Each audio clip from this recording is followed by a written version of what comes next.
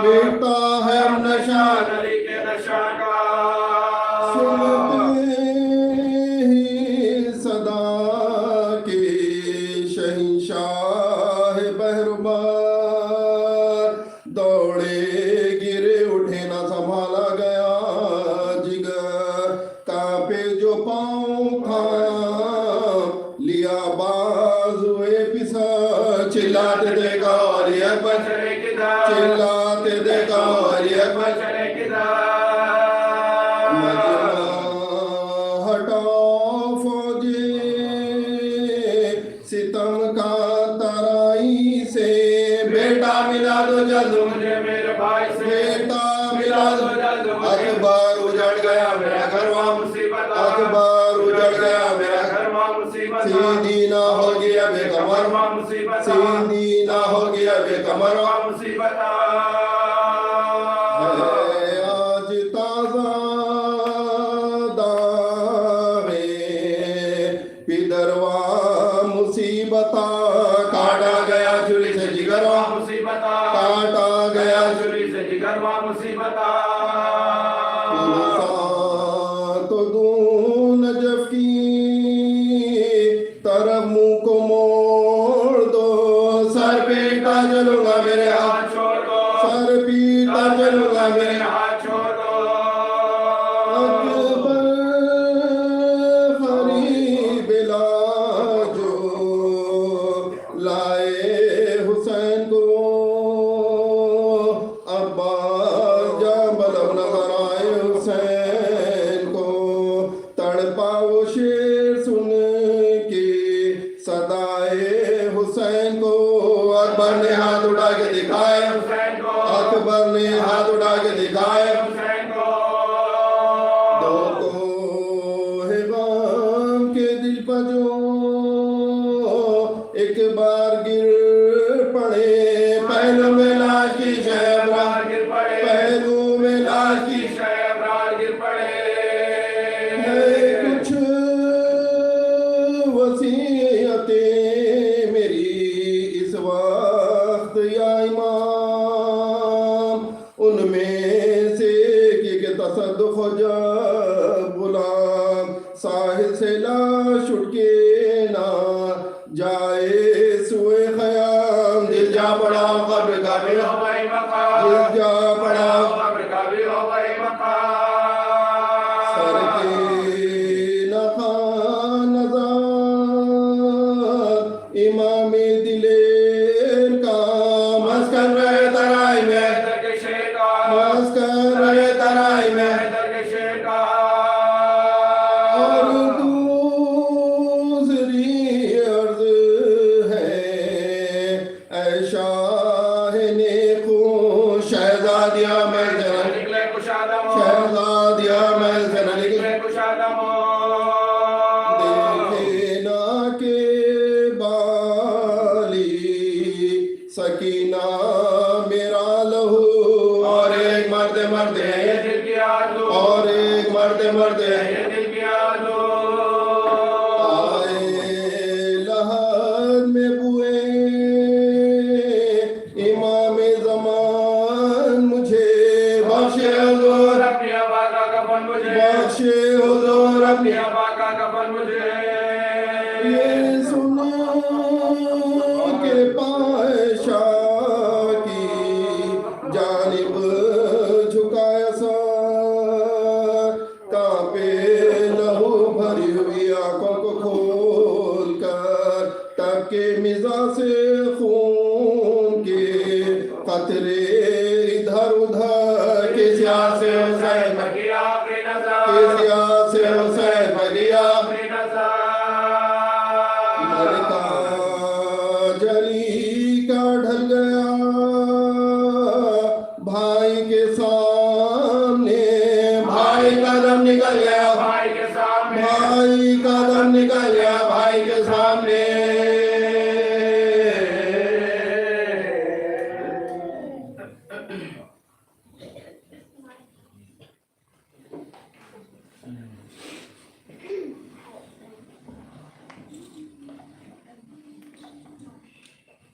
सलवा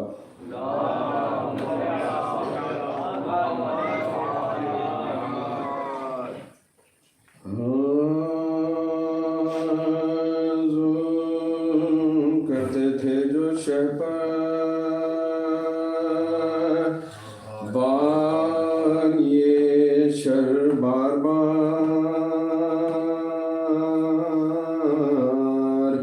कांप जाती थी सलामी खबरे हैदर, कांप जाती थी सलामी खबरे हैदर, पर्चियां खाते थे मैदान में जो अकबर बार बार मां निकल आती थी खैमे से तड़पता, मां निकल आती थी खैमे से तड़पता, बानो कहती थी कहाँ से लाऊं पानी क्या करूं, प्यासे अब हिचकिया लेता है अज़ा, प्यासे अब हिचकिया लेता है अज़ा, बानो कहती थी इलाही कीजियो वारिस की खैर, आज क्यों सर से गिरे पड़ रही है चादर, आज क्यों सर से गिरे पड़ रही है चादर, शिमर से बोली सकीना रहम कर मासूम हूँ, मारता है क्यों तमाचे, मारता है क्यों तमाचे ऐसे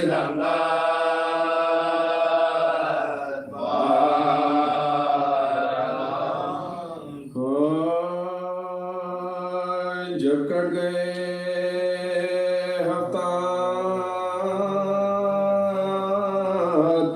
दो तन राह खुदा में, तन्हा रहे शाहे शोहदा दश्त बला में, ताकत ना रही जिस्म में, इमाम दो सरा में कोई न रहा शेख अजीज, कोई न रहा शेख अजीज और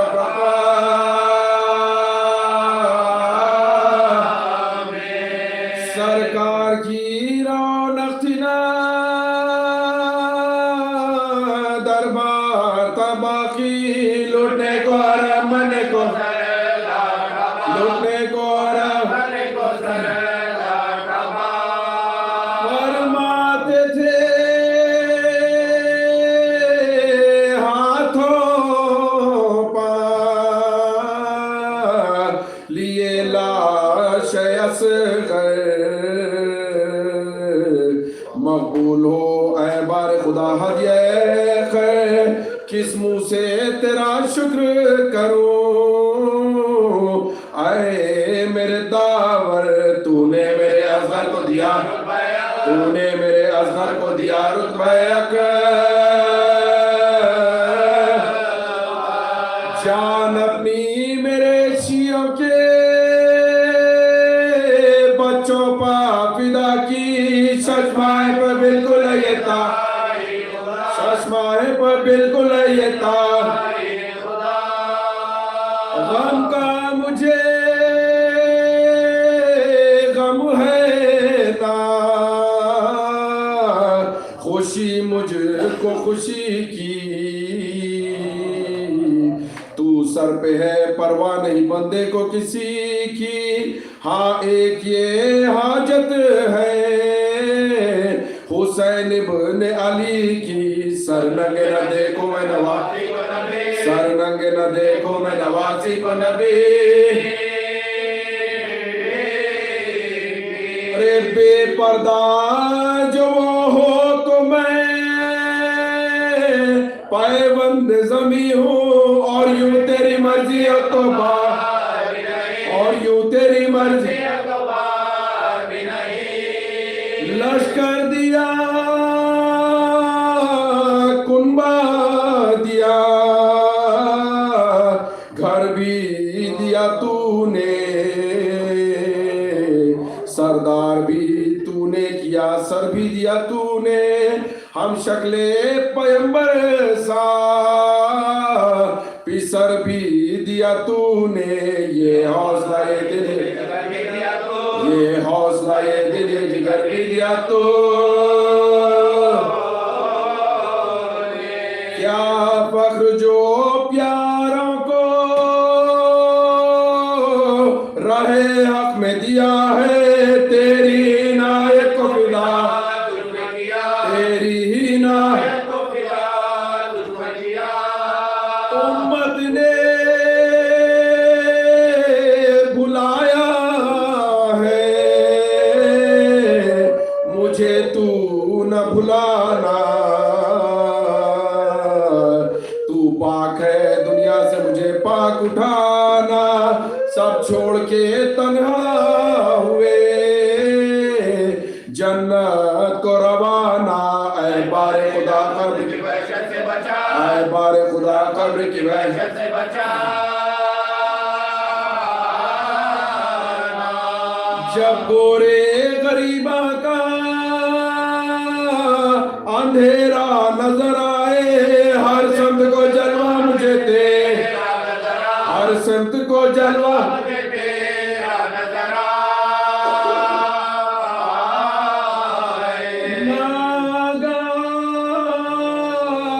निदा पर दे, कुदरत से ये आई, शाबाश के तस्लीम और रिजा खूब दिखाई। बंदे तुझे हमने किया मुख्तार खुदाई, खासाने खुदा करते हैं यो वादा वफा, खासाने खुदा करते हैं यो वादा वफा। अरे प्यारे भी मुसाहबी फिदा कर दिए तूने, इकरार तक कर दिए तो, इकरार तक कर दिए तो। हजरत ने सुने हुक्म इलाही जो ये सारे, बेसाख्ता मुड़कर सुबह कुफार पुकारे, कातिल है किधर आए, मेरे सर को उतारे। ड्योढ़ी से बहन बोली मैं कुर्बान तुम्हारा, ड्योढ़ी से बहन बोली मैं कुर्बान तुम्हारा। अरे सैदानिया दुख में किसे चिल्लाएगी भाई, बिन माँ किए बहने तेरी लुट, बिन माँ किए बहने तेरी लुट।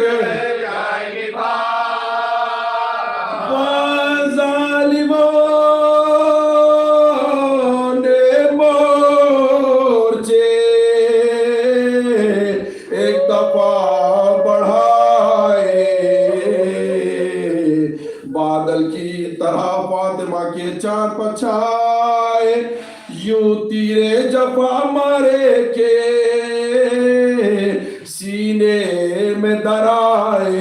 नैज़े जो लगाए तो कलेजे में लगा, नैज़े जो लगाए तो कलेजे में लगा।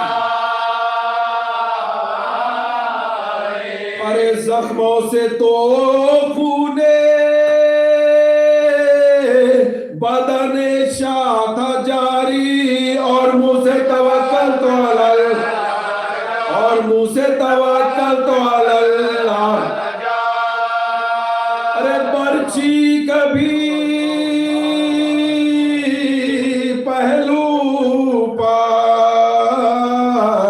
चली और कभी शमशीर,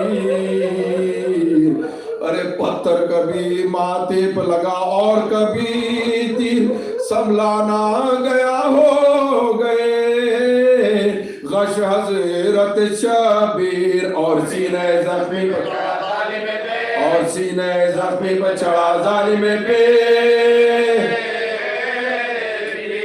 सर पीट के बिंदील फरिश्तों ने गिरा दी, जालिम ने छुरी अल्फ पर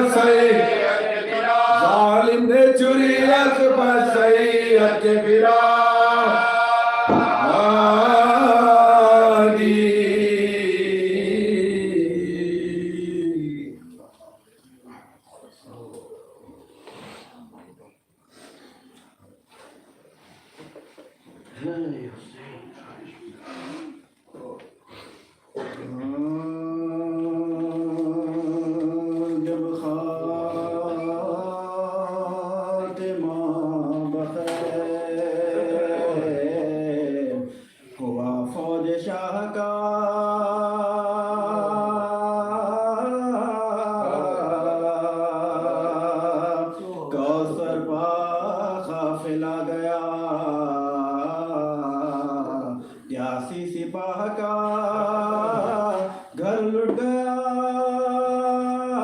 जनाबे रिसालत पनाह का खाक उड़ रही थी ये था मरका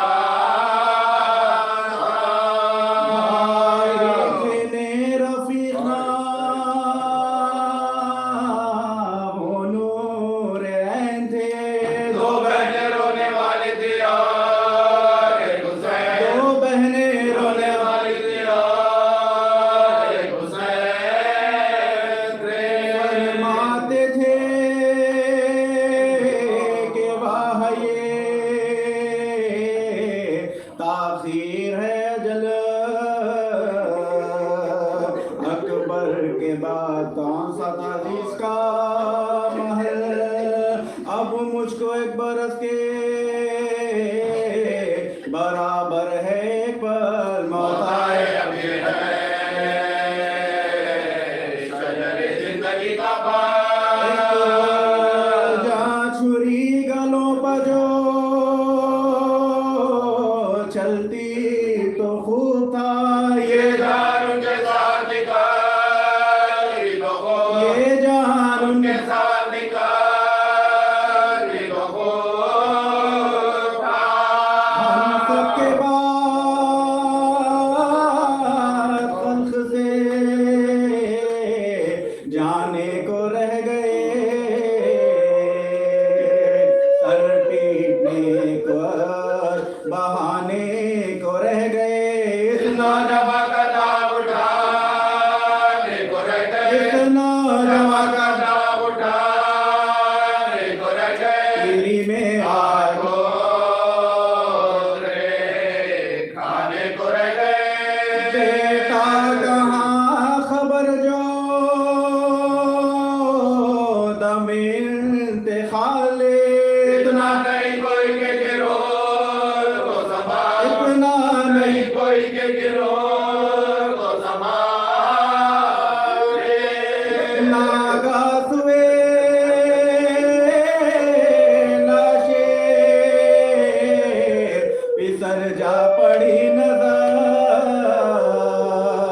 चिल्लाए दिल को थाम के सुल्तान बहरबार सोते हो क्या धरे हुए रुखसार खाक पर पर उठोगे घोड़े से गिराया पिता बोले पितर को नींद में कुर्बान आके आओ नमाज असर पढ़ो सात बार आओ नमाज असर पढ़ो सात बार अब्बास नामदार तराई से उठ के आओ भुगता है कल्ब जल रहे हैं सब जिगर के घाव छिड़को मेरी ज़िरा पजो पानी कहीं से पाओ चलते हुए मुसाफिर से मिल जा अफलक की तुमको नींद है शबीर क्या करे मेरी तरह किसी को न बेकस खुदा करे मेरी तरह किसी को न बेकस खुदा करे चिल्लाया फौज को पिसरे साधना बकार लो घेर लो हुसैन को सब मिलके एक बार पलटे पड़े सवारों के लेकर रिसालदार दो बार बांधे आए कमालदार का सदा तीर अफगानों में तेगों में भालों में घिर गए बेकस हुसैन बच्चियों वालों में गिर गए बेकस हुसैन बच्चियों वालों में गिर गए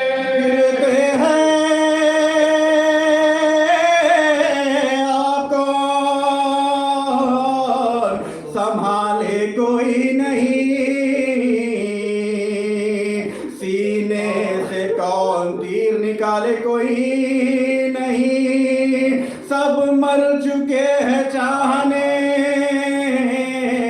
वाले कोई नहीं, बेजान पड़े हैं गोद के पाले कोई नहीं, बेकस है आबदोर सिपाहे अदू का है मुझका देखते वो प्यार सालहू का है, जिसका देखते वो प्यार सालहू का है। जाने जाके खैमे में बेवों को दी खबर है मेरे खुदाद का कटा है तन से सर, बिस्तर से उठ के गिर पड़े सज्जादे नागर खैमे से निकले बेरे बच्चों को छोड़कर खैमे से निकले बेरे बच्चों को छोड़कर गिरता था अर्श हजरते ज़ैनब के बैन से गिर गिर के दौड़ती दीदी के मेलों से, गिर गिर के दौड़ती दीदी के मेलों से। लाती थी अरे मेरा भाई है किस तरह लूटी हुई अली की कमाई है किस तरह दरिया की दर दरिया की दर सोने की जाम से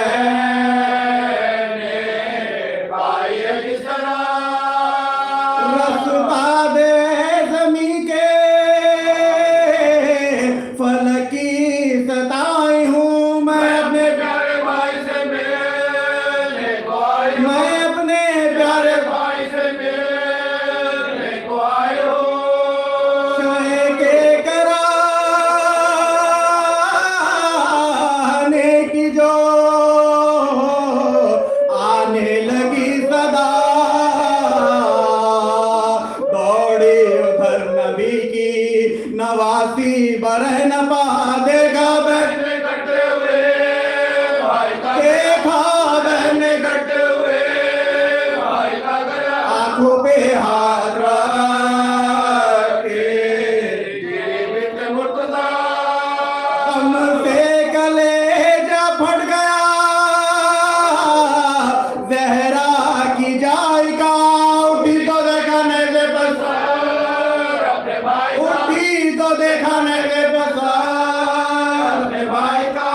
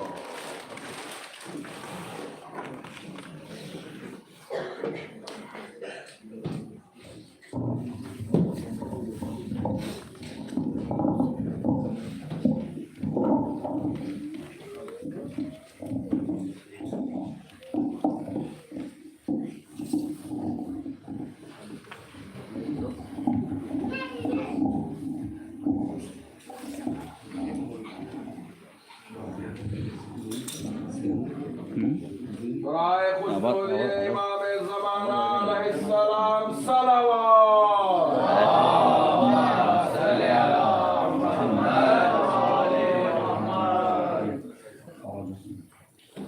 रहिमल्लाहु मन क़रा अल-फ़ातिहा।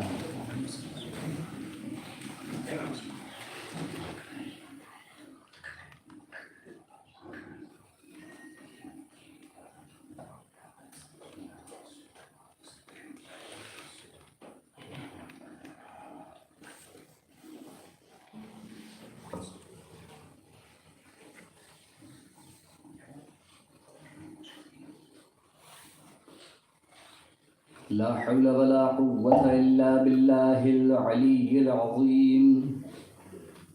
حسبنا الله ونعم الوكيل، نعم المولى ونعم النصير. أعوذ بالله من الشيطان اللعين الرجيم. بسم الله الرحمن الرحيم. الحمد لله الذي دل على ذاته بذاته، والذي خلق المشيئة ثم خلق الأشياء بها. والصلاة والسلام على أشرف الأنبياء والمرسلين، الملقب بطه والمكنى بأبي القاسم محمد.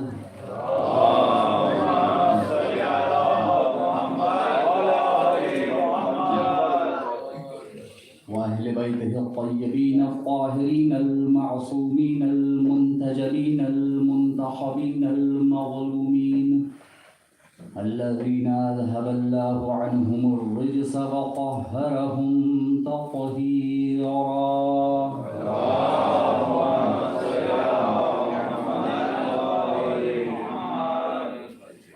واللعنة الدائمة الباقية على أعدائهم أجمعين من الآن إلى قيام يوم الدين. أما بعد، فقد قال الله تعالى في القرآن الكريم: بسم الله الرحمن الرحيم. ونفس وما سواها فألهمها فجورها وتقواها. قد أفلح من زكاها وقد خاب من دساها. صدق الله العلي العظيم. صلوات محمد.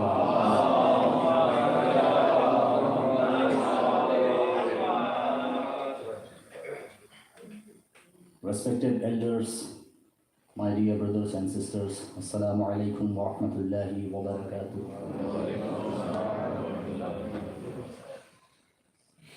Today we have gathered here especially for our youth, the children sitting here, to throw light upon some of the important topics and the important questions that keep popping in their minds.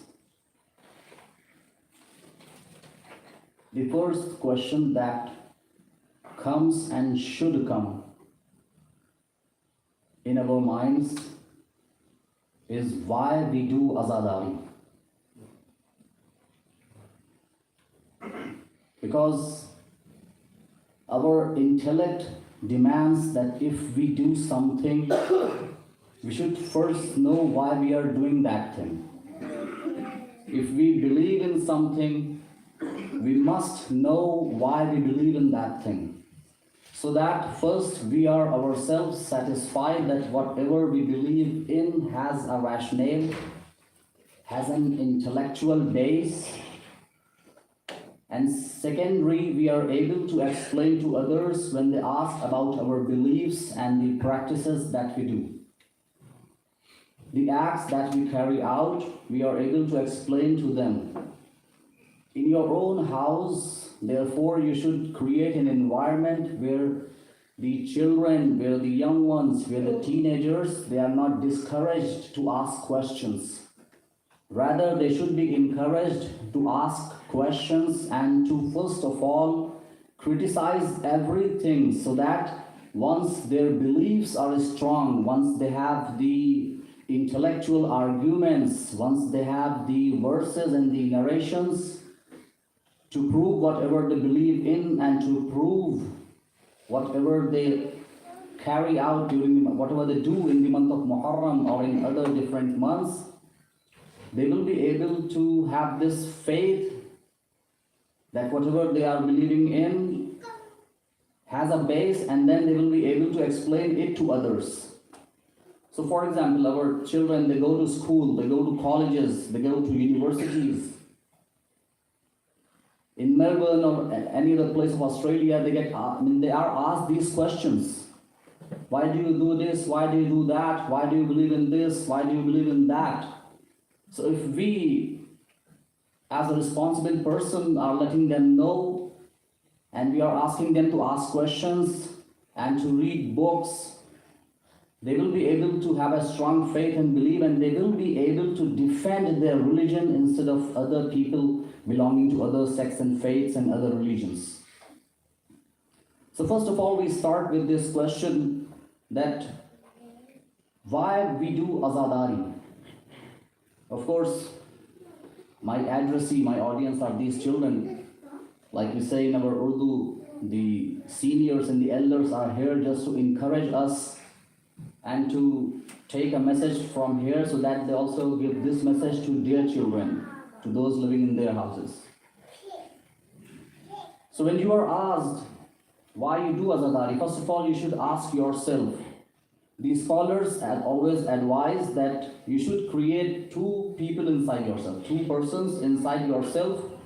One will ask the question and the other will answer that question. Because Allah has given you an internal prophet, which you call as intellect.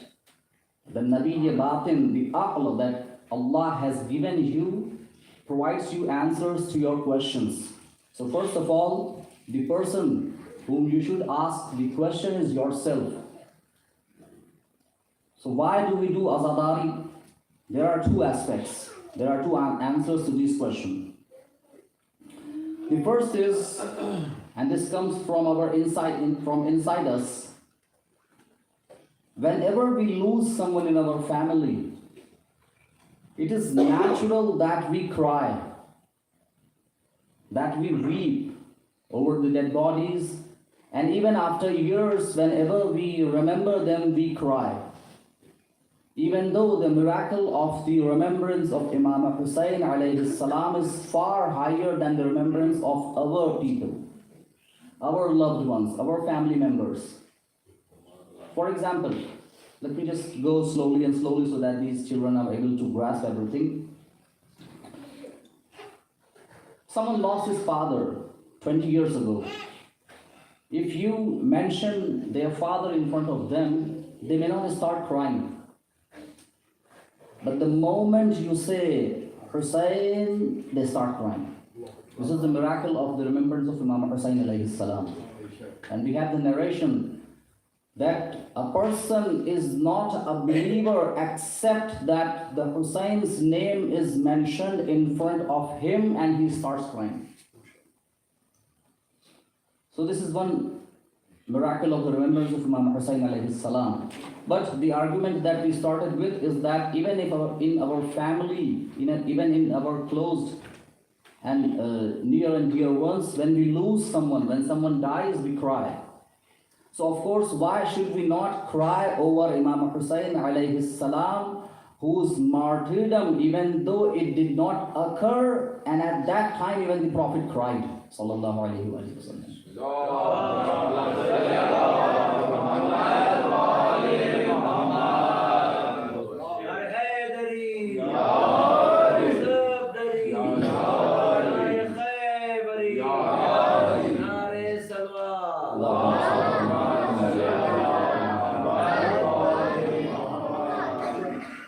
Even at that time, the Prophet, when Imam Hussain alayhi salam was brought to him, when he came to this world, Imam Hussain alayhi salam was brought to Prophet and he started crying. And then people asked, Ya Rasulullah, this is a time of happiness. You should be happy that Allah has given you a son. Why are you crying? Rasulullah told everyone there that Jibreel alayhi salam just came to me and he told me that people from your own nation, people from your own ummah, they are going to kill this grandson of yours on the plains of Karbala. And therefore, the first Majlis for Imam Hussain was on the Arsh.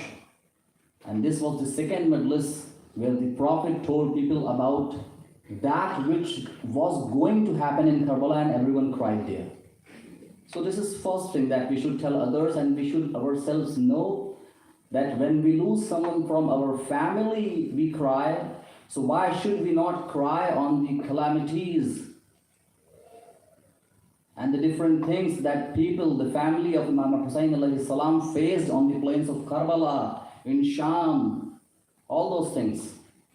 The second answer to this question is, and of course this is the message of Imam Hussain alayhi salam, and this is the goal of our azadari. Now this is more important than the first argument. The second argument and the second reason why we do azadari is so that we keep ourselves in touch with Ahl Bayt alayhimus salam.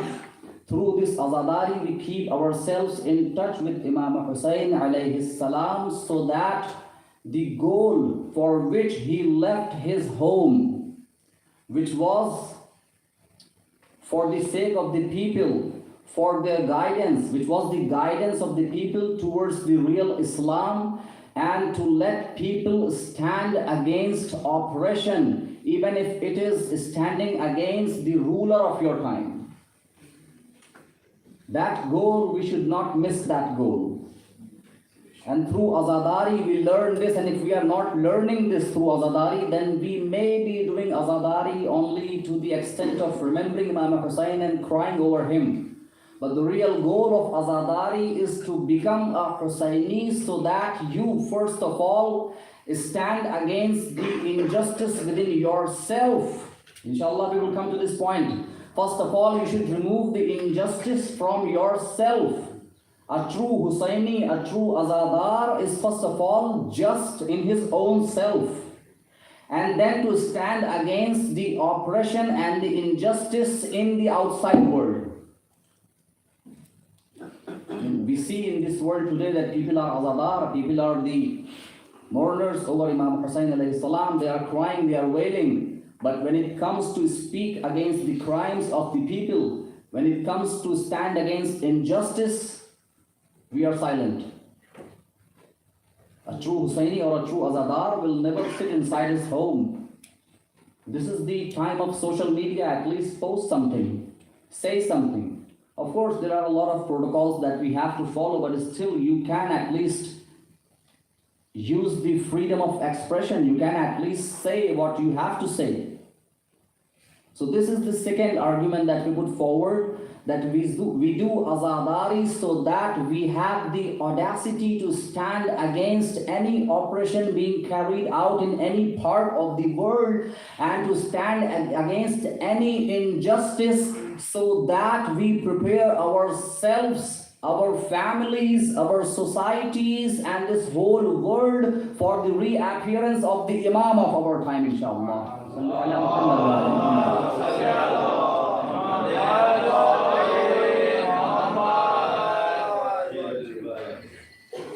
Because this is the message that we get from Karbala. The message that we get from Karbala is to prepare yourself for the Imam of your time, alayhi salam. At that time, Imam Hussain was the Imam of his time, and only those people who came forward to help the Imam of his time, they were the successful people in the religion of I and in the eyes of Allah, in the eyes of religion. Anyone who denied helping Imam Hussain alayhi salam will never be successful in this world and in the hereafter. Because the Imam of your time is the sign of Allah, he is the hujjat of Allah, and when he is asking you to come forward and help him, you do not have any second option. The only option you have is to help the Imam of your time. Now let us relate this to our time. We do not have Karbala right now. Or in other words, we have a Karbala, first of all, inside us. You know, on the plains of Karbala, the falsehood and the truth had a physical fight. Inside of us, on the plains of our hearts, we have the fight between falsehood and truth in the spiritual form. There is a huge force living. There are two forces living inside us. One is attracting us towards the message of Imam Hussain alayhi salam. One is attracting us towards spirituality, towards Allah, towards the Imam of our time. towards everything that is spiritual, towards everything that is Sirat al-Mustaqim. And there is another force that is attracting us towards everything which is bad. And it's trying its best to keep us away from the message of Imam Hussain, to keep us away from Sirat al-Mustaqim, the straight path, for which we pray 10 times a day, Ihdina Sirat al-Mustaqim. This is a message from Allah for us, that when you are saying 10 times, Ihdina Sirat al-Mustaqim, oh Allah, keep us on the straight path, then you should try your best to remain on the straight path throughout the day. How you will do that? The next question that any one of you may ask is, how do we do that? How do we keep ourselves on the straight path? There are of course a lot of things that you can do. But if you would like to know in just one single line what you should do to remain on the straight path, Sallu ala Muhammad wa ali Muhammad.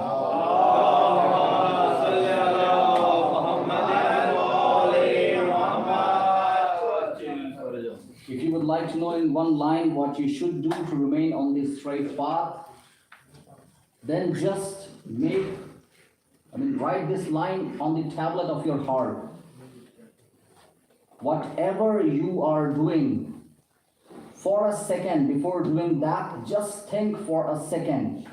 Is the Imam of my time pleased with this act that I am going to do or not? And this is in just one line, the ma'arifah, the cognizance of the Imam of our time. Whatever I am going to do, whether it is something that I am going to eat, whether it is day-to-day life examples, whether it is something that I am going to eat, whether it is something that I am going to drink, whether it is something that I am going to say, whether it is something that I am going to think, is the Imam of my time pleased with this or not? Now this seems to be just a single line, but this is, the preface of the whole book of religiousness. If whatever you are doing and the Imam of your time is pleased with that, then you are doing that act to make him agree with you, and this is something what Allah has commanded you to do. And if you are doing something with which the Imam of your time is not pleased and he is not agreeing with, then know that you are going away from the straight path, which is Sirat al-Mustaqim. Sallu ala Muhammad wa ali Muhammad.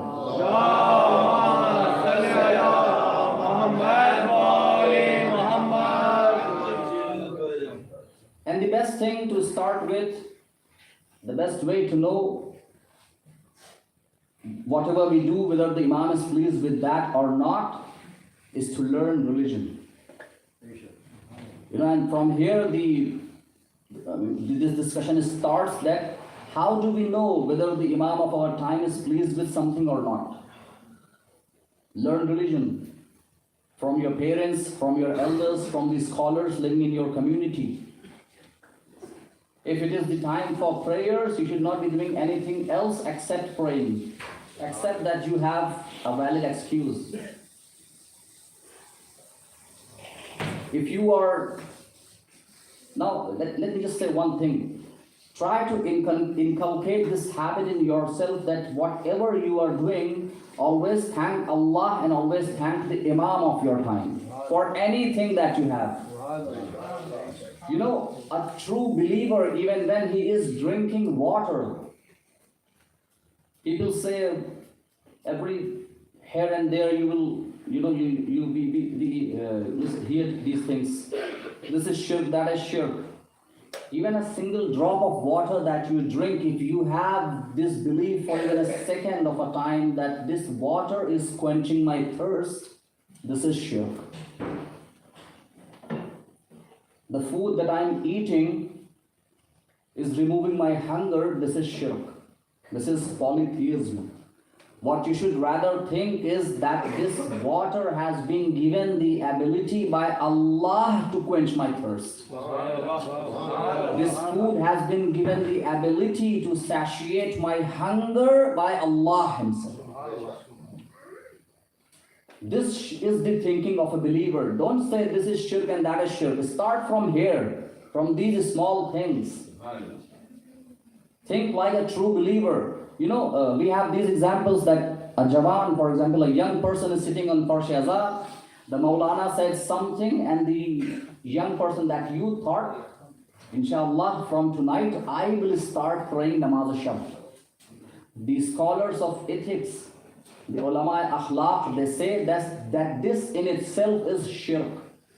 Even though it's not that kind of shirk that makes you a disbeliever or makes you impure or najis. But this is a hidden kind of polytheism, which is that your I is still there. I will start praying from tonight. Instead of thinking this, change your thinking to this, that after listening to the Majlis, I got this tawfiq. Oh Allah, make me pray Salatul Layl from tonight.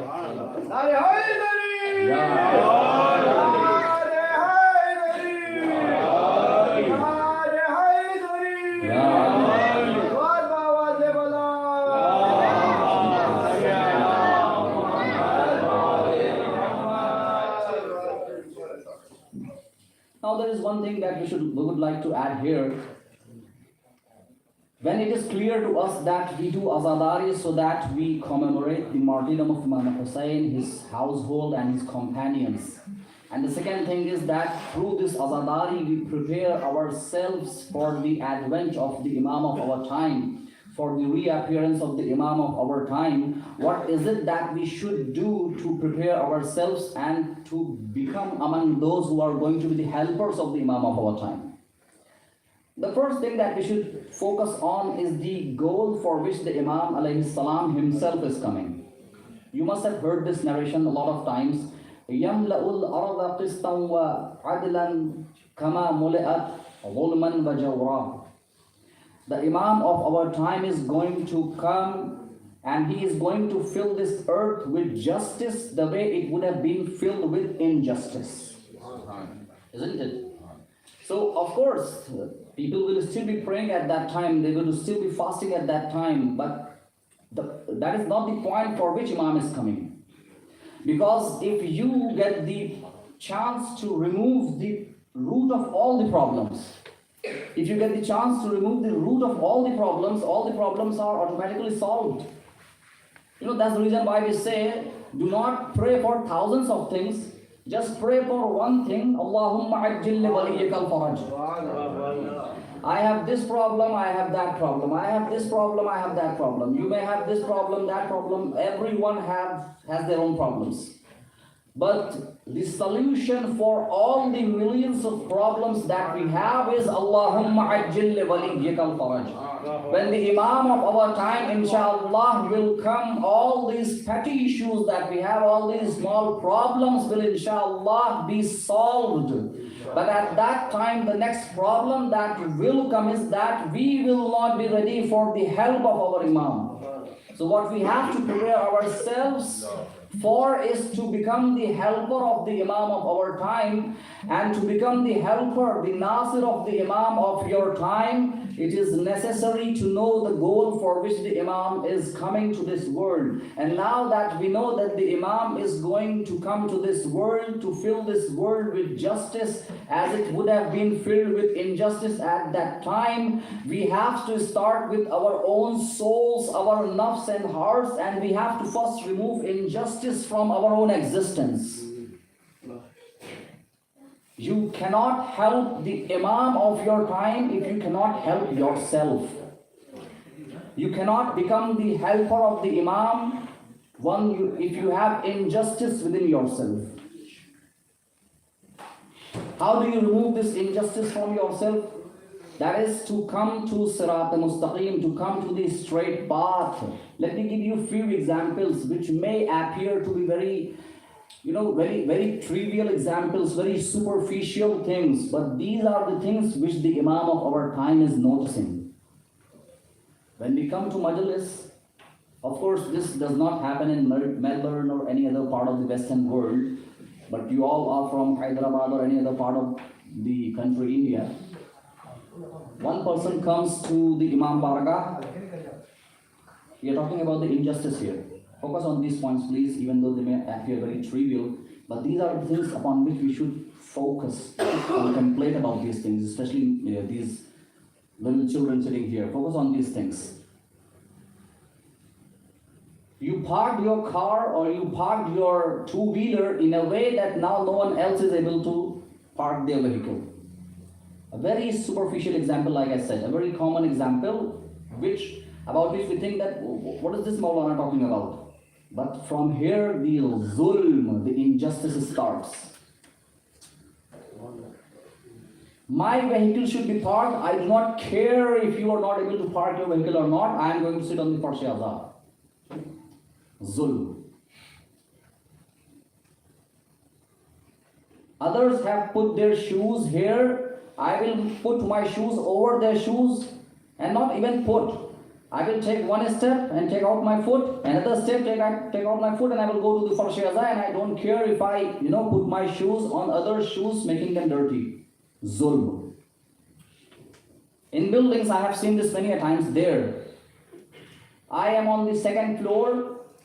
The elevator came to the second floor. I have a small work which will take like 4 to 5 minutes. I will keep the channel, that gate of the elevator open. I will go there and then I will forget. It took like almost 5 to 6 minutes for me to complete my work, and then I will come back. And at that time, for those 5 to 6 minutes, someone else was waiting on the 4th floor and he is pressing the button. Why is the elevator not coming? Because the sound is coming. Please close the door. Please close the door. Zulm. Once again, let me repeat my sentence. This may appear to be a very trivial issue, very superficial issue. But this is the zulm from which you should start. This is the zulm that you should remove from within yourself. Okay. You are a person of wealth. You reach a place, everyone already has the appointment. I am someone from this family, I am someone from that family. Even for a Maulana. You are a Maulana, you come forward. Zulm. No, stand in the queue. Come when it is your number. These are the small points with which we should start, because if we, even especially during the days of Muharram, if we consider ourselves a Husayni, a true Husayni is not identified as someone who beats his chest. Of course, this is something that we do, but a true Husayni is identified by the justice he shows. A true Husayni is identified by the help he put forward to the community members. A true Husayni is identified by the Amr bil Ma'ruf, that is, calling people towards good, enjoining goods and forbidding evil, and stopping people from something that is bad and something that is not going to be liked by the Imam of their time. Whatever we do, our acts, you must have heard this many a times, that those acts are presented to the Imam of our time once in a week or every day, and sometimes we have narrations that the Imam is Hazir and Nazir, he is seeing whatever we are doing. If being a true Husayni, we have this belief. If we have this belief that the Imam of our time is seeing us every second of our lives, then we will not believe that he is sitting in Parda Ghaiba. We will not believe that he is not present in front of us. Rather, our belief will be and should be that the Imam of our time is living in our hearts. And if he is living in our hearts and he knows before even we think about something, then we will not only make our acts pure, but we even will try our best to make our intentions pure. Sallu ala Muhammad wa ali Muhammad.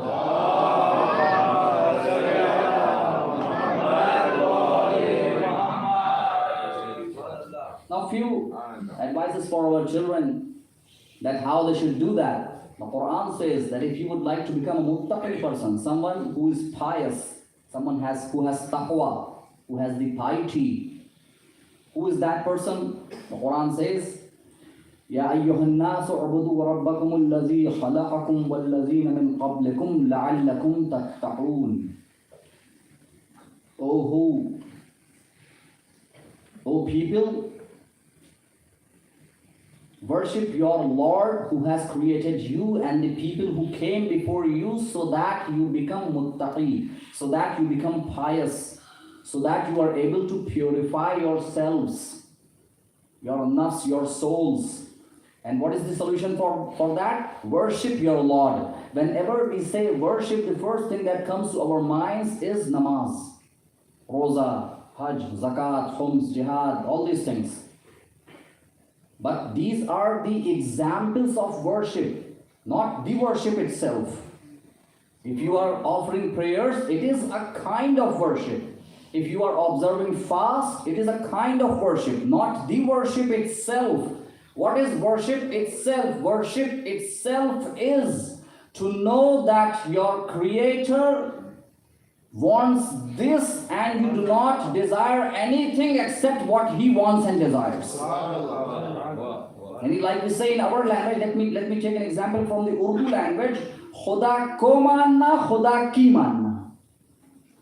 To believe in Allah and to follow His commands. This is true worship. If I am sitting on the mimbar, I should be saying only that which Allah wants. If you are sitting on the Farsh Azza, you should be doing only what the Imam and the Allah wants. You should not at any moment of your time doing anything that is against the commandments of Allah and the Imam of our time. Now of course this is just a single line, but if you follow this single line, you will be becoming inshallah the most spiritual person of your time.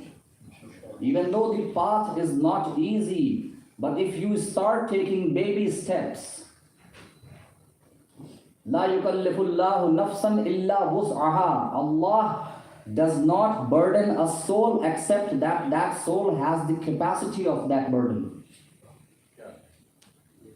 So therefore, if we have been asked to follow the commandments of Allah, that means Allah has given us that ability to become a person. Like the people of our time, we have so many examples in our scholars. But what you have to start with is the baby steps. You have to take small steps. Why? Why do these scholars of ethics say that you have to take small steps? Because always remember that the shaitan, your biggest enemy, is sitting there. And the very first thing that he starts with is hopelessness. We are just normal human beings. We cannot become Ayatollah Bahjat. We cannot become Ayatollah Khomeini. We cannot become, Arif and all those things. He tries his best to make you hopeless. But if you ask a person who aimed to climb Mount Everest, if you go and ask that person, did you take the first step and reach Mount Everest? He will say, of course not.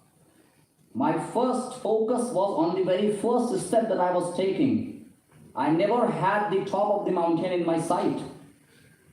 Because it is, of course, advised by the elders and the people who give motivational speech that do not focus on the goal, rather focus on the process. If you keep focusing on the process, of course, one day you are going to reach that goal. So do not start thinking about the goal, that one day will come when I will become a millionaire, for example. That is also a good goal, because if you become a millionaire, you will be able to help a lot of people. If you are doing it for the sake of Allah, you will be able to help your own family. But if you start thinking that a day will come when I will become a millionaire and I will have this much amount in my bank account, and then I will be, planning about different things, and then once you are, totally awake, you say, oh, I'm still a person who has $100 in my pocket. So you have to think about the first step that you have to take. The goal is to become the Nasir of the Imam of your time, but you have to start with improving yourself. The first step that you can take from today, from this moment, the first thing that you can start with is that from today I will start doing what the Imam of my time wants from me, and I will keep myself away from everything that he wants me to stay away from. Ayatollah Qazi Tabatabai, the teacher of Ayatollah Bahjat, he said one thing which requires a lot of audacity. He said that anyone who starts praying 5 times a day and offers his prayers on the very first time, awwal waqt, if after a week he does not see any spiritual elevation within himself, he can come and spit on my face. And he is saying this thing because he knows a lot of things. Or he can do la'an on me, he can curse me.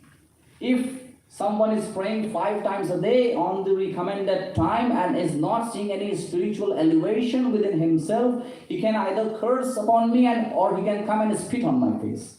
Because that person is standing at a place from where he can see these spiritual realities. And he knows, sometimes we think that if we have to become an arif or the true slave of Allah, we have to do something which no one knows. An arif is not someone who starts seeing jinn, or he is not someone who is a magician. An arif is someone who at every moment of his life is always doing what his Lord wants, what the Imam of his time wants. Now I know these things are a bit repetitive, but I am trying to repeat these things so that this message sits inside the hearts of our children.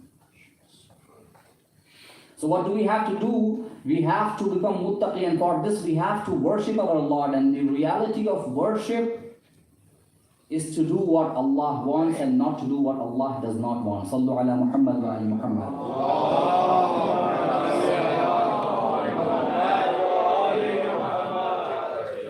Now there are a few advices that I would like to give to my younger brothers and sisters if they are listening to this Majlis online or from any other part of the world.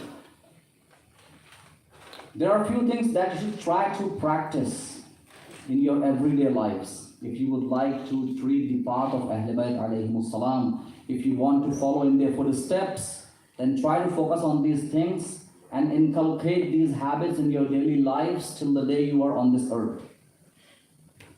The first thing that Ahl Bayt alayhimus salam say one should practice if he would like to follow in our footsteps is to guard their tongues. Wow. These are small things upon which we do not focus. Of course, we have so many narrations about people who do azadari and the reward that they get for this azadari. But the thing is, if you look at this reality from a spiritual point of view, if you are doing something good, you will be rewarded for that. But if you are doing something bad, if you are sinning, then of course you are destroying those rewards in the hereafter. It is not that you got something and then it cannot be taken back from you. That is why the Urafa, the scholars of ethics say that what you should try your best is to not sin, because if you stop sinning, then whatever you are doing is a good act. Wow. And therefore they say the first thing that a believer, a true believer should do is to guard his tongue. You go to the mosque, the prayers are going to start in 10 minutes, people will start discussing things, and there, the first thing, in a general sense, I'm saying this, not pointing any one of you out, but in a general sense, the first thing that starts is backbiting. He said this and he said that, and he is this and he is that, things like this. And in due respect, this especially happens with our sisters. Guard your tongue. A person comes to Rasulullah sallallahu alayhi wa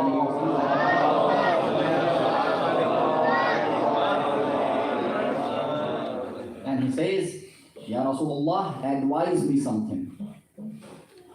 Awsani ya Rasulullah, advise me something. And Rasulullah says, Ihfaz lisanak, guard your tongue. He once again repeats his question and says, Ya Rasulullah, advise me something. Rasulullah says, Ihfaz lisanak, guard your tongue. He repeats his question 3 times and Rasulullah gives him the same answer 3 times. And then he says, Ya Rasulullah, why are you not advising me anything else? And then Rasulullah says, do you not know that most of the people who will be thrown into hellfire will be thrown because of their tongues? It is most of the time because of our tongues that we commit sins that we do not know the effects of.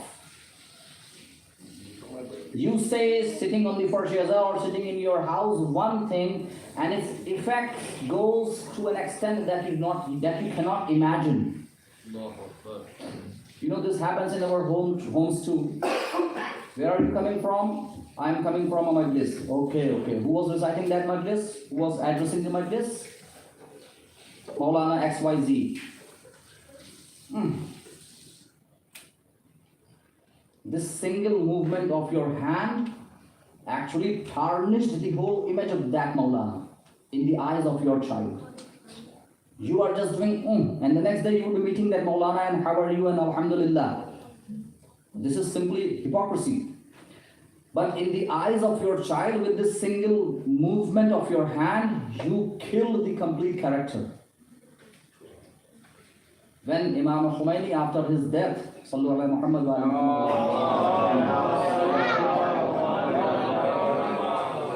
he comes in the dream of his son, maybe Ahmad Khomeini or Mustafa Khomeini, and he asks, Baba, what are the conditions there? And Imam Khomeini, even though he was such a great scholar, even Ayatollah Khomeini, he is saying this, oh my son, know that Allah even takes into account the movement of your hand. And this is how the scholars describe it. Just single that you do, you know. Every single thing is there in the book of your deeds. So ihfaz lisana. Guard your tongues. You may be, dying to say something, but if you are sure whatever you are going to say is going to tarnish the image of your mu'min brother, do not say that, because at that time it is not you but Satan is speaking on your part. The second thing that the scholars of ethics and Ahl Bayt alayhimus salam say that we should do is to speak only when it is required. And this also connects to the first thing, that you have to guard your tongue. Speak only when it is required. Most of the time we have this habit of sitting and gossiping for hours. When our gossips, when whatever we are talking about does not have any benefit in this world or in the hereafter. And this most of the time leads us to sinning. Because if you are just sitting and gossiping, of course you will not have anything to talk about except useless issues or backbiting someone.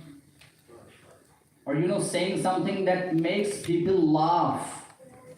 It is not a good habit for a believer to laugh loudly. The third thing that the scholars advise us that we should do is to eat only when it is required. When there was a person, when he goes to Imam Ja'far Sadiq alayhi salam,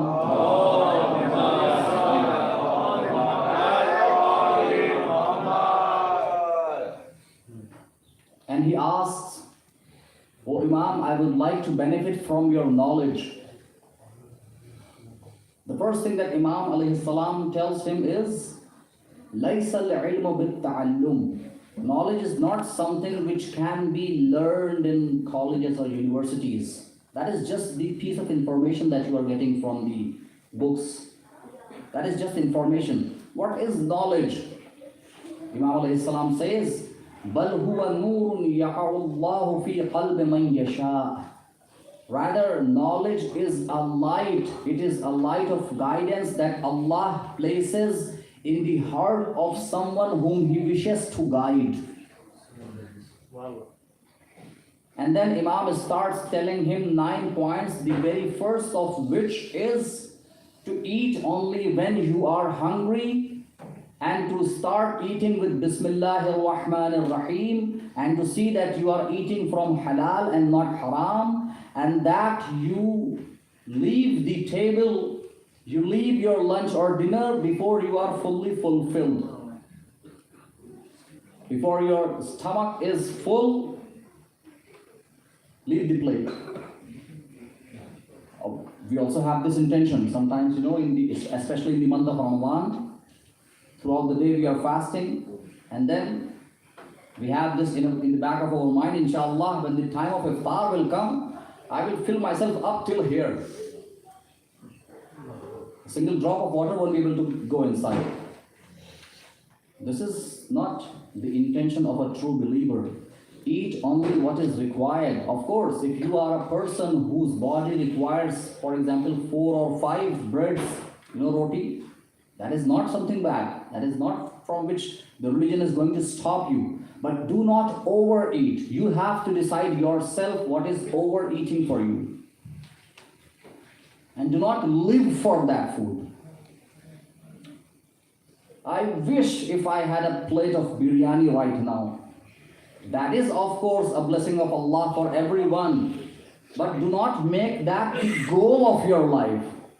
We have people in our society who say that, I live for a plate of biryani. If you give me a plate of biryani, I will be the happiest person walking on this earth.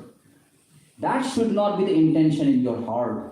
Rather, what your intention should be and how a believer reacts when he has food placed in front of him is that, oh Allah, I did not have any right to ask you for this. Still you have given me this and I thank you for this. This should be the intention. Sallu ala Muhammad wa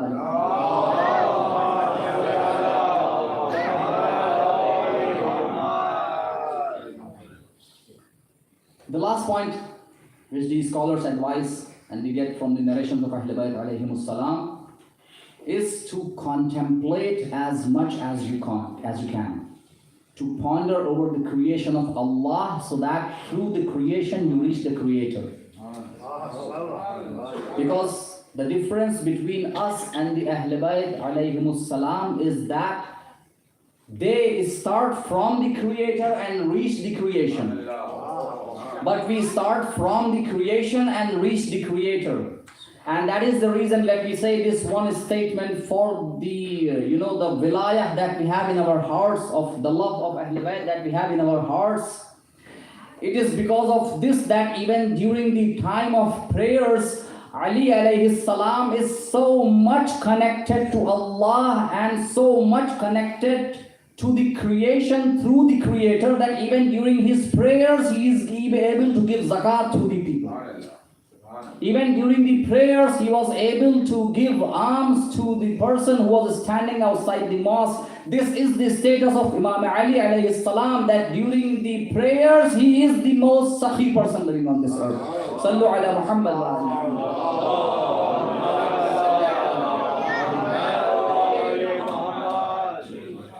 So you should contemplate. The biggest problem that we have today is that we have become totally heedless. And if you go in the past, there were some, of course, distractions for the people at that time too. But in today's world, the biggest distraction we have is the technology surrounding us. This single mobile phone has everything that you need to keep yourself distracted throughout 24 hours a day. Throughout the day you can keep yourself distracted or heedless. You go to one app, you go to another app, then there is a notification. This happens. You open the browser to search something and there is a notification. You open that news, you start reading that news, then you search something else, and then after 30 minutes, you come back to that point, oh, for which thing did I open my browser? If you go and read books about how to focus, you will see these things there. Now this is for our children, of course, and if some of our elders also face this problem, then they also need to contemplate about these things. Millions of dollars are spent by companies to make an app that can keep their users hooked to the app. Totally hooked. You cannot think about anything. The first thing after waking up and the first thing that you are most concerned about after waking up is, how many notifications did I get? What was the comment of a person who posted last on my, under my post? What are the comments that people added to the post that I made last night? All these things. How many likes did I get on Instagram? How many messages are there on WhatsApp? There are hundreds of apps in your mobile phones. that keep you distracted, and the first thing that you should have thought about after waking up, which is that, Ya Allah, thanks for this life, because when I went to the bed, I did not know that I would be waking up the next morning. Thanks for giving me one more day and adding one more day to my life. I thank you for this. Instead of that, we simply stretch our hands and start using our mobile phones. This is nothing but heedlessness. So therefore, an advice for my children, for the youth who are sitting here, for the teenagers, set apart a time for yourself where you are far from the mobile phone, TV, all those things, tablets, laptops, all these things.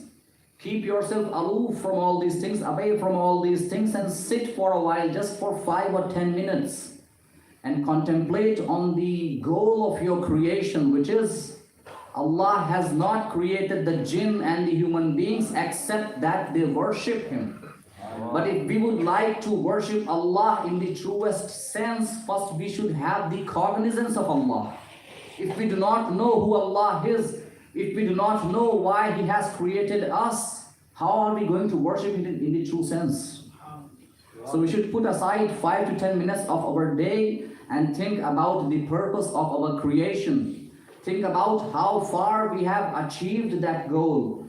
Also think about how far we have gone away from the Sirat al-Mustaqim, and what should be done so that we go back to Sirat al-Mustaqim, to the straight path. One piece of advice for all of you. If you would like to know what you should do to go back to Sirat al-Mustaqim and to get closer to the Imam of your time, do as much istighfar as it is possible. That we say in English, do as much repentance as possible. Astaghfirullah Rabbi wa atubu ilayh. But do not just, recite these things. Think in your hearts about Allah, about something wrong that you did. And then with a sincere heart, sit in front of Allah, sit on your prayer mat, cry, and ask Allah for forgiveness, and He is the most merciful. And He is going to forgive your sins, and He is going to forgive your shortcomings, and He will, inshallah, open the doors of His spirituality in your hearts, and He will, inshallah, let you get closer to the Imam of your time. Sallallahu ala Muhammad wa ali Muhammad.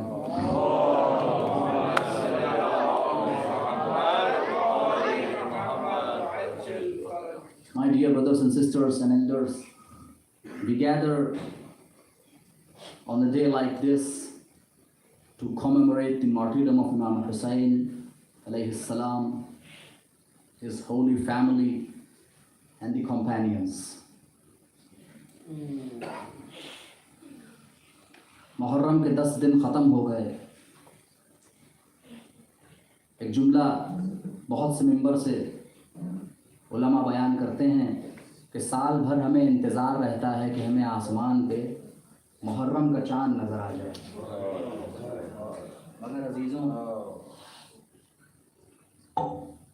ये दिन आते हैं और कब गुज़र जाते हैं हमें पता नहीं चलता. करबला में जनाब फातिमा का घर लुट गया.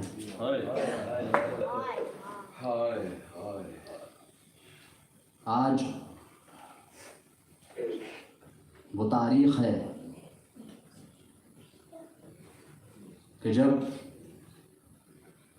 हरम अहले बैत को असीर कर लिया गया.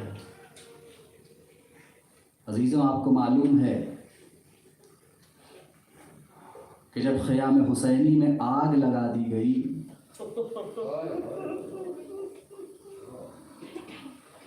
किसी इमाम ने ये दिन न देखा होगा. चौथे इमाम खुद कहते हैं कि मेरी इमामत का आगाज़ इस हुक्म से हुआ जब जनाब ज़ैनब मेरी फूफी मेरे पास आई कि ऐ बेटा, तुम वक्त के इमाम हो, दुश्मन ने खैमों में आग लगा दी है, या ये बताओ कि आग में जल के मर जाएं या फिर खैमों से बगैर रिदा के बाहर निकल जाएं।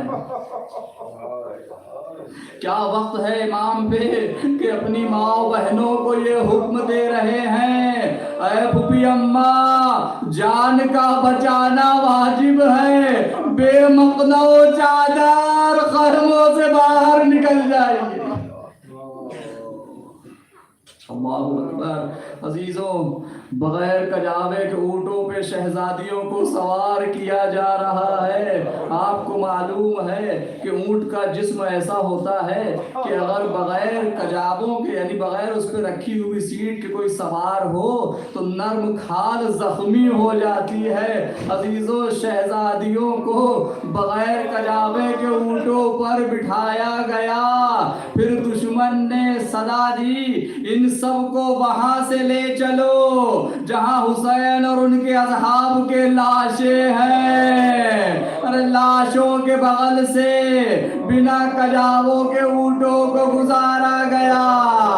रबाब असगर के लाशें पर गिरी, उम्मे लैला ने अकबर के लाशें पर खुद को गिराया।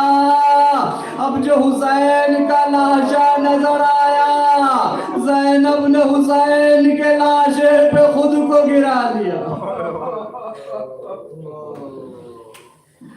अजीजों, ये काफिला आगे बढ़ा। ये काफिला चलते चलते कूफे की सरहदों तक आ गया। एक वक्त आपको याद दिलाता चलूं, जब इमाम अली अलैहिस्सलाम अपने कुनबे को लेकर मदीने से कूफे पहुंचे तो अभी रात नहीं हुई थी, अंधेरा नहीं छाया था। मौला ने अपने काफिले को रोक दिया। पूछने वालों ने पूछा, मौला आपने काफिले को रोक क्यों दिया? इमाम कहते हैं कि मैं चाहता हूं कि रात का अंधेरा छा जाए, इसलिए कि मेरी बेटियां मेरे साथ हैं, मुझे उनके पर्दे का ख्याल है। जब रात का अंधेरा छा जाएगा तो हम कूफे की सरहदों में दाखिल होंगे। हाँ, ये वही कूफा है अजीजों कि जहां शहजादियों के पर्दे का ख्याल रखा गया था। मगर अब ज़हरा की बेटियां बगैर मकनो चादर के कूफे में दाखिल की जा रही है। कोई तीर बरसाता है तो कोई पत्थर मारता है, कोई इनकी तरफ देखकर जुमले कसता है। अजीजो, ज़ैनब बेमकनो चादर कूफे में दाखिल हो गई। अरे वो दिन थे कि जब ज़ैनब कूफे में दर्स दिया करती थी। अरे कूफे वालों, क्या तुम्हारे उस्ताद का यही हक है? यकीनन इनमें से कुछ ऐसे भी रहे होंगे कि जिन्होंने ज़ैनब से दर्स हासिल किया होगा। अरे जिनको ज़ैनब ने तालीम कुरान दी, वही ज़ैनब पे पत्थर बरसा रहे हैं। खुदा आपको किसी गम में न रुलाए सिवाय गम हुसैन के। हाँ अजीजों, ये काफिला आगे बढ़ता है। इमाम हुसैन की एक 4 साला बेटी है सकीना, कब से गमों को झेल रही है। पहला गम करबला में झेला जब बाबा आखिरी जंग को जा रहे थे। आखिरी बार बाबा के सीने पे सोने को मिला। अजीजों, उसके बाद बाबा तो ना आए, सिर्फ जुलजना अपने पेशानी पे इमाम का खून लगा कर आया। सकीना कितने गमों को झेले। अब कूफे से गुजरना है, रस्सी से गर्दन बंधी हुई है। कोई लंबे कद का है तो बच्चे छोटे कद के हैं, खड़े होना चाहते हैं तो बच्चों की गर्दनें घुटने लगती है। चौथे इमाम ये सारी चीजें देख रहे हैं। जरा इमाम के गम को महसूस कीजिए। कभी फूफी अम्मा का गम देखते हैं, कभी बच्चों का गम देखते हैं। अजीजों, कैद खाने में इमाम सज्जाद कभी देखते हैं कि जनाब ज़ैनब सलामुल्लाह अलैहा बैठ कर नमाज पढ़ रही हैं। पूछते हैं, ऐ फूफी अम्मा, आप बैठ कर नमाज क्यों पढ़ रही हैं? जनाब ज़ैनब कहती हैं, बेटा खाना इतनी कम मिकदार में आता है कि बच्चों को पूरा नहीं पड़ता। अब ज़ैनब के बदन में इतनी ताकत नहीं रह गई कि खड़े होकर नमाज पढ़े। और सज्जाद के क्या क्या गम है। कभी बाली सकीना पूछती है, इसलिए कि जिंदान में छत नहीं है, दिन की गर्मी भी बर्दाश्त करनी है, रात की ठंडक भी बर्दाश्त करनी है। बाली सकीना कभी पूछती है, ए भैया ये शाम को परिंदे कहाँ जा रहे होते हैं? इमाम कहते हैं, मेरी बहन ये परिंदे अपने घरों को वापस जा रहे होते हैं। बस सकीना एक सवाल करती है, ए भैया वो दिन कब आएगा जब सकीना अपने घर लौटेगी? या अल्लाह, खुदा आपको किसी गम में न रुलाए। अजीजों, बड़ी क़यामत के मसाइब हैं। अजीजों, एक दिन गिरिए की आवाज़ इस कदर बुलंद हुई कि यजीद ने सवाल किया, ये कैद खाने में गिरिए की आवाज़ इस कदर बुलंद क्यों है? यजीद तक पैगाम पहुंचाया गया। एक 4 साला बच्ची है जो अपने बाबा हुसैन को याद कर कर के रोती है। अजीजों, शायद शकी के दिल में थोड़ा रहम आ गया। इमाम हुसैन का सर भिजवाया गया। कैद खाने में हुसैन का सर सकीना की गोद में दिया गया। अरे बाबा, कौन कौन सा जुल्म बयान करूं, मगर तमाम जुल्म के बावजूद सकीना के होठों पर एक फिक्रा आता है, बाबा आपके होठ तो खुश्क है। मालूम होता है कि दुश्मन ने आपको कत्ल करने से पहले भी पानी नहीं पिलाया। बच्ची बाप के होठों पे होठ रख के सो गई। अब जो ज़ैनब ने शाना हिलाया, सकीना इस दुनिया से जा चुकी है। काफिला रवाना होने को है। सकीना की कब्र पे सज्जाद का यही नौहा है। ऐ सकीना, आओ चलो घर चले, तुम्हें घर जाने की बड़ी आरज़ू थी। अला लअनतुल्लाहि अलल कौमिल ज़ालिमीन व सयअलमुल लज़ीना ज़लमू अय्य मुनक़लबिन यनक़लिबून इन्ना लिल्लाहि व इन्ना इलैहि राजिऊन। ऐ मेरे माबूद, हमारी इस मुख्तसर सी अज़ा को कबूल फरमा। या अल्लाह, मुहिब्बान अहले बैत जहाँ कहीं भी हो उनकी हिफाजत और हिमायत फरमा। दुश्मनान अहले बैत जहाँ कहीं भी हो, अगर लाख इस्लाह ना हो तो निस्फ़ नाबूद फरमा। ऐ मेरे माबूद, परचम इस्लाम को सर बुलंद फरमा, परचम कुफ्र और निफाक को सर निगू फरमा। ऐ मेरे माबूद, लमाए हक़्क़ा का साया हमारे सरों पर कायम और दायम रख। ऐ मेरे माबूद, मुंतक़िम खून हुसैन के ज़ुहूर में ताजील फरमा। हम सब को उनके आवान व अंसार में शुमार फरमा।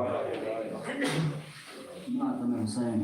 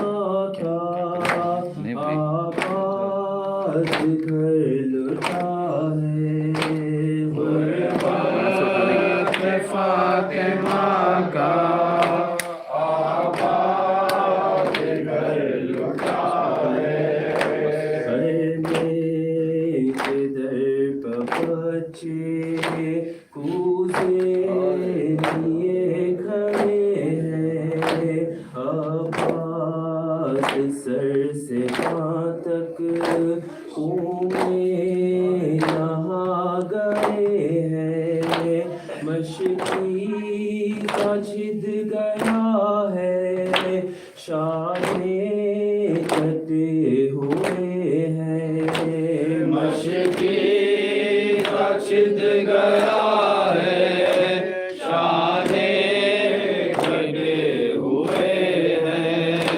थामे हुए कमर को शबीर रो रहे हैं, गुरबत फातिमा का आबाद घर लुटा है, गुरबत फातिमा का आबाद घर लुटा है। कूफे में दाखिला भी उपचार एक नहीं थी, बेदर्द रास्तों पर औलाद मुस्तफा की सहमी हुई सकीना, आँखों में एक उदासी, सहमी हुई सकीना, आँखों में उदासी। ज़ैनब की बेरिदाई सजाद की असीरी, गुरबत फातिमा का आबाद घर लुटा है, गुरबत फातिमा का आबाद घर लुटा है। दरबार शाम का था और काफिला खड़ा था, सरदार दो जहां का सरकश में रखा था, होठों पर शाहिदी के वो जुल्म हो रहा था, होठों मशाहिदी के वो जुल्म हो रहा था। ज़ैनब के तन बदन में लर्ज़ा पड़ा हुआ था, गुरबत फातिमा सदा हुसैना, सदल विदा हुसैना, हुसैन इमाम हुसैन, हुसैन इमाम हुसैन हैदर। ابن الزهراء وويلا ابن الزهراء وويلا ابن الزهراء وويلا ابن الزهراء وويلا يا شهيد كربلاء ابن الزهراء وويلا يا شهيد كربلاء ابن الزهراء وويلا يا طاريا سارا ابن الزهراء وويلا يا زابيا من خيفا ابن الزهراء وويلا يا ابن الزهراء وويلا ابن الزهراء